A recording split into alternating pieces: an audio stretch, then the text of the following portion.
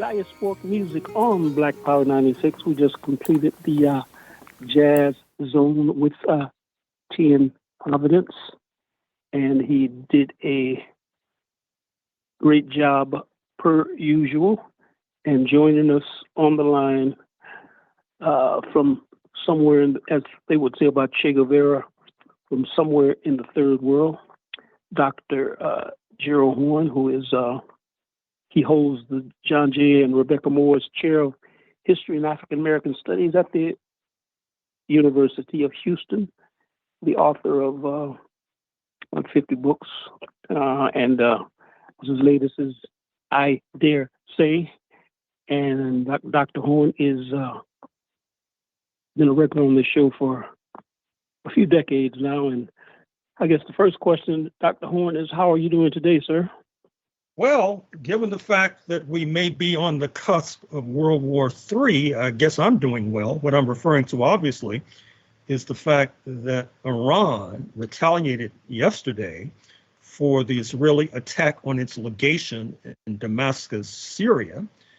The United States has suggested, or at least we are told, let me underline, we are told that the United States has suggested that it should end here. We also have reason to believe that the Iranians do not plan to escalate, but obviously the Israelis were a wild card. I mean, it's obvious that the United States and Canada and the North Atlantic countries have no effective control over this outlaw regime. It's obvious as well that Israel has picked up the nostrum from late Pentagon chief Donald Rumsfeld, which is that if you have a problem, you enlarge them, because that introduces a new dynamic. This is a technical of enlarging a problem. They have a problem in Gaza. They've been fought to a standstill. They're on the verge of a strategic defeat. And so they're enlarging the problem by trying to entice a not necessarily unwilling United States into joining it on a piratical attack on Iran. The problem is that U.S. imperialism, as the recent trilateral summit with the Prime Minister of Japan, Mr. Kishida, and the President of Philippines, Mr. Marcos, meeting with Mr. Biden at the White House in the last 48 hours, this suggests that the United States would like to focus like a laser beam on the People's Republic of China. But yet, how can they do so when they're bogged down in Ukraine and the Israelis are about to, we think, perhaps bog down U.S. imperialism in a no-win conflict with Iran? This is a major problem for U.S. imperialism, and it's no telling how it will eventuate. Okay, I guess we wanted to talk about UK, France, the situation between the UK and France. Well, what's happening is that they're patching up their tattered relationship. Recall that France was a hawk when it came to negotiating the terms with London concerning the British exit from the European Union. And they have had historic bad relations going back hundreds of years, the jousting between French colonialism and British colonialism. But of late, they're trying to mend their relationship because both see that if Russia prevails in Ukraine, which seems likely at this point, they will be taken down a peg or two or three. They also feel that Mr. Trump may return to the White House within months. He has pledged to take a hard line with regard to NATO, the North Atlantic Treaty Organization, celebrating its 75th year, to which France and UK both belong. And therefore, they see that if Mr. Trump carries through with his promise, they will be left to confront Russia by themselves. And so they feel that they'll either hang together or they'll hang separately. And so we see that they're coming together. But the question is, will it be too late? And another question is, even if Mr. Trump does not return to the White House, the problem for France is that Washington is pressuring the European so-called allies to join in this new Cold War against China. But France is not as hawkish towards China as U.S. imperialism has been. Germany, speaking of Chancellor Scholz, is either in China as we speak or winging his way there in the next day or two with a plane load of businessmen because the German economy has been heading southward. And as they see it, China and its purchasing power and its markets can help to rescue the German economy. And putting it crudely and simplistically, I guess the European Union says, well, what's the difference between playing number two to the United States or playing number two to China? And so that is not necessarily going to enthrall U.S. imperialism, this sort of standoffish attitude towards the new Cold War with China. And that's going to complicate relations. We already know that France is upset with U.S. imperialism because they thought they had a multi-billion-dollar submarine deal with Australia, but the U.S. elbowed France aside and scooped up the deal for its own military-industrial complex. In Britain, a book that's climbing the bestseller charts, it's called Vassal State by Angus Hanton. And vassal state is the descriptor applied to the once mighty Great Britain, that it, in fact, should consider applying to be the 51st state of the United States of America. Even the Wall Street Journal had an article a few days ago that suggested that Britain is becoming a low-wage haven for U.S. corporate interests, and that Britain, in some ways, is competing with Mississippi. Mississippi, traditionally at the bottom of the barrel when it comes to the 50 U.S. states. That is to say that U.S. corporate interests might have to pay six figures for a talented worker in the corporate sector in Silicon Valley, for example. But if you transplant to the UK, you can pay five figures. And so it's a profit-making enterprise. And so this is creating tension with London vis-a-vis Washington, tension with Paris vis-a-vis Washington. So it's a very complicated jumble of contradictions and tensions that U.S. imperialism is now facing with no end in sight. Let me ask you one quick question, then another question. After Mississippi, is South Carolina the poorest country in the U.S., one? And two, how can Africa and Africans exploit the inner imperialist contradictions or the rivalry between the imperialist powers? How can Black folks exploit that? Well, South Carolina, Louisiana, Alabama, they're jousting with Mississippi for the 50th rung on various socioeconomic indicators. With regard to Africa, Africa can be a beneficiary of this present contradiction we see in the global economy, because as the United States slaps tariffs on Chinese exports, which they are pledging to do, whether or not Mr. Trump returns to the White House or not, China will necessarily need new consumers for its goods.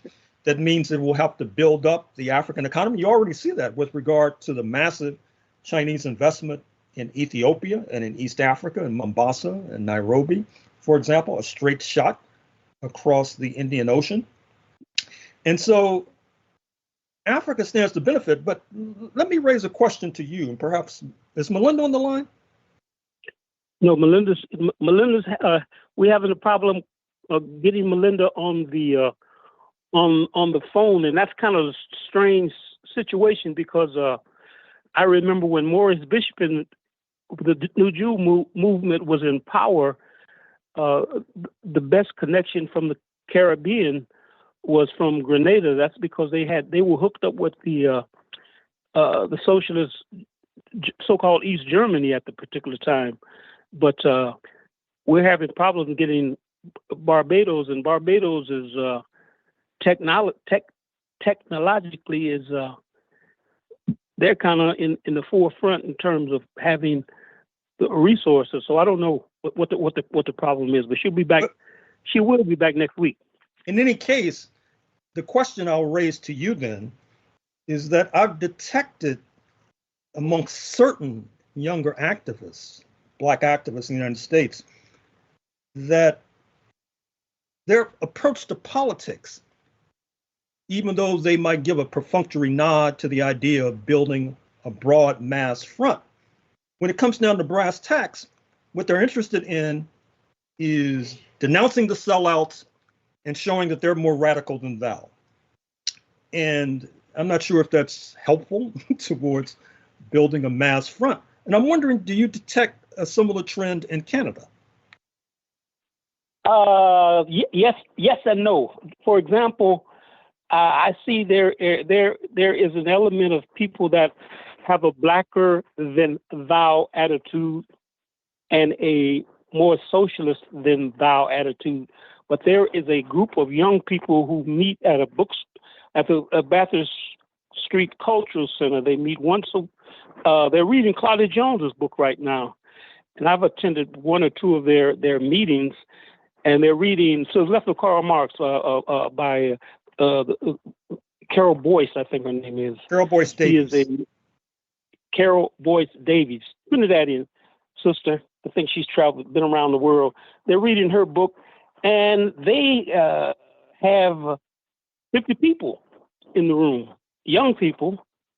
I remember sitting there and feeling like, like Methuselah with them.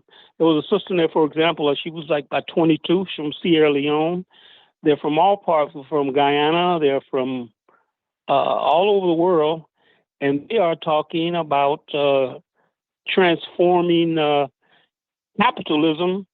And they are talking about dealing with identity politics, because, identity politics only applies when we as African people, I shouldn't say not only, but the Europeans, they can have their white gatherings, and that has nothing to do with identity politics. But when we get together, we're dealing with identity politics. Although these young kids, young youth, are they're discussing imperialism, neocolonialism in a very they know what they're talking about, and they're studying it. If they don't know, they bring in elders and exchange ideas, because I think that the elders like myself, we would be very arrogant if we think that we know everything and we can't learn from the younger people. That's my personal position. I see. Well, moving right along, I should mention as well that the U.S. Secretary of the Treasury, Janet Yellen, was just in China for an astonishing 6 days. On the one hand, she brought her begging bowl, basically trying to encourage the People's Bank in Beijing to continue buying U.S. Treasury bills, which is a loan to the U.S. government to keep it afloat. On the other hand, issuing thinly veiled threats to China, warning it not to increase exports, warning it to back off from building a competitor to Boeing, the troubled U.S. airline, which China is now doing with its enterprise, COMAC, C-O-M-A-C, trying to intimidate China to back off when it comes to green energy, even though we know that in Africa, as we speak, China is selling not only solar panels in Africa, but they're selling cheap electric vehicles, which are then powered through electricity generated by solar panels, interestingly enough, which, if it becomes a measurable trend, obviously will threaten the super profits of ExxonMobil, which is now, as you know, exploiting Guyana amongst other countries around the planet. So once again, these are some of these irreconcilable contradictions that U.S. imperialism is now facing. It's unclear how this will eventuate, but certainly right now, it's not good news for Washington. Speaking about Guyana, doesn't Guyana have a new relationship? Is it with China or is it with India or so-called South? Aren't they making some moves with positive moves with the global South? Well, sure, but of course, that's being overshadowed by its conflict with Venezuela over the Essequibo, this region in Guyana that Venezuela claims as its own. Venezuela, who has a population about 20 times the size of Guyana, says that Guyana is now enthralled to ExxonMobil, which is a major investor in Guyana. And according to Caracas, the US CIA, my recommendation is that the parties should subject themselves to Cuban mediation. Thus far, that option has not been pursued aggressively. What is your view on the fact that Guyana has, being a smaller country population-wise, a pretty big country in terms of territorially? Don't you think that the Guyanese population has created some formidable intellectuals and revolutionaries? Well, sure. I mean, that's obvious. I mean, going back to Walter Rodney and Chetty Jagan, just to name two amongst many. But we're in a brand new day right now. And I trust and I hope that Georgetown has the diplomatic and political chops to maneuver itself out of this current crisis. Well, I hear some very disturbing news. I hear from many of my African Guyanese friends, as well as my Indian African Guyanese friends and comrades, that it seems like U.S. imperialism is fanning the flames, trying to pit the two groups against one another, which I think only benefits imperialism. Well, yes, and that's nothing new. And perhaps I should turn to the similar contradictions that are erupting in Southern Africa. As I've said more than once, the elections are staring us in the face in a few weeks. Jacob Zuma, the former president, has started his own party, which is challenging the ruling African National Congress. At first, he was ruled off the ballot. Now he's being told he can come back to the ballot. But that story is not over yet. But I do think that the comrades in South Africa owe us an explanation as to how and why, about a decade or so ago, they executed a palace coup against then President Thabo Mbeki, replaced him with Jacob Zuma, and now Jacob Zuma has become a turncoat and challenging the ANC majority. This demands an explanation. And of course, the South African foreign minister, Pandora, was just in the United States. And she was supposed to be speaking at the University of Chicago. The Zionists objected because of South Africa's role in dragging U.S. ally Israel before the International Court of Justice in The Hague.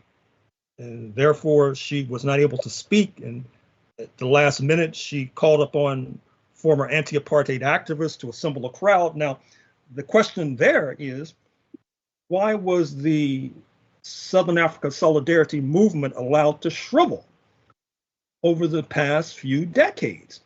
That's another question the comrades are going to have to answer. The last question is, we lost, OJ Simpson has joined the ancestors.